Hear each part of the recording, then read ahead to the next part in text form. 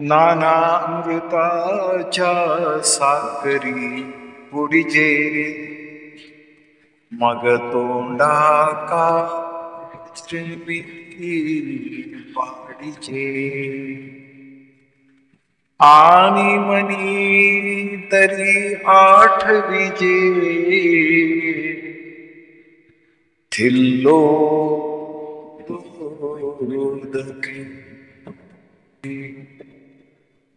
आणि मनी तरी आठविजे थिल्लो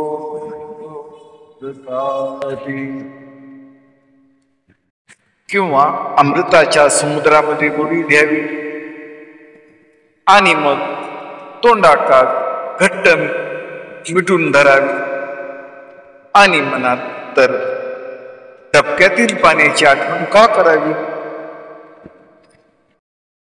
नाना अमृताची सागरी बुडीजे मग तोंड का वज्रमिठी पाडीजे.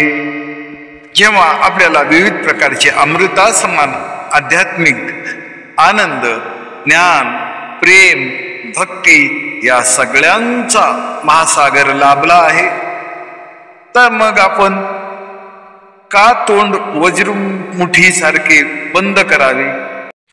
का ईश्वर नाम, सत्य, प्रेम यांचा प्रसार करू नये?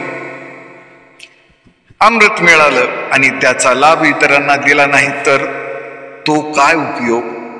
जे चांगलं सुखकर दैवी मिळालं आहे ते गुप्त न ठेवता नामस्मरण, भक्ती, ज्ञान यांचा प्रसार करावा.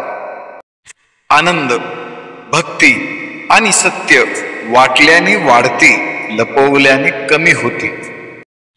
तरी तोंड ठेवून वज्रमिठी कारे लपविजे पांडुरंगा.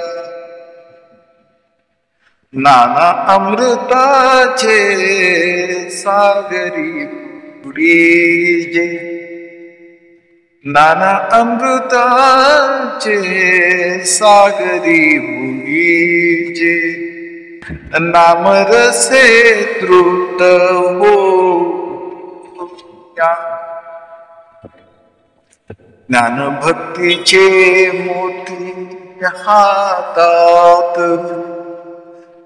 प्रेम भक्तीचा अनंत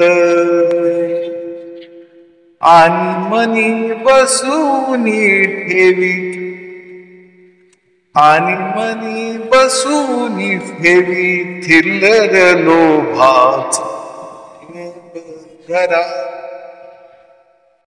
थिल्लर लोभाचा थेंबच जरा. हरिदास म्हणे उघडून अंतर, फेका तुच्छाचा तो भांडार. अमृत वाहू द्या सर्वत्र, भक्तीचा व्यापार, आमची भक्तीचा व्यापार. मनुष्याच्या वाट्याला धर्म, भक्ती, ज्ञानाचा अमृत सागर कधी कधी सहजता येतो. अनंत आकाशासारखा उघडाच फक्त बुडून जाण्याची तयारी आहे. अमृताचा प्रत्येक थेंब, हरिनामाचा आनंद, प्रेमाचा ओलावा आणि अंतरंग उजळणारा तेजोमय प्रकाश आपल्यावर सतत बरसत असतो. पण तरीही मन मात्र भिकाऱ्यासारखं स्वार्थाच्या अंधुक डबक्यात थिल्लर पाण्याचीच भीक मागत राहतं. आकाश मिळालं आणि आपण गटारात रमायचं. अमृताचा सागर आपल्या भोवती आणि आपण स्वतःच्या तोंडावर वज्रमुठी मारून बसलेले. ना स्वतः आस्वाद घ्यायचा, ना जगाला वाटायचा. ज्या ठिकाणी मोह असतो तेथून दुःख कधीही दूर होत नसतं. मन जेव्हा स्वार्थ, तुच्छा, अपेक्षा, लोभ या थिल्लर भावात गुंतून बसतं तेव्हा त्याचं फळ म्हणजे फक्त वेदना, तुटणं, असंतोष. मोह म्हणजे सुरुवातीला गोड भासणारा सापळा. तो आल्हादाचा आव आणतो, पण शेवटी करतो तो वेदनेचा व्यापार.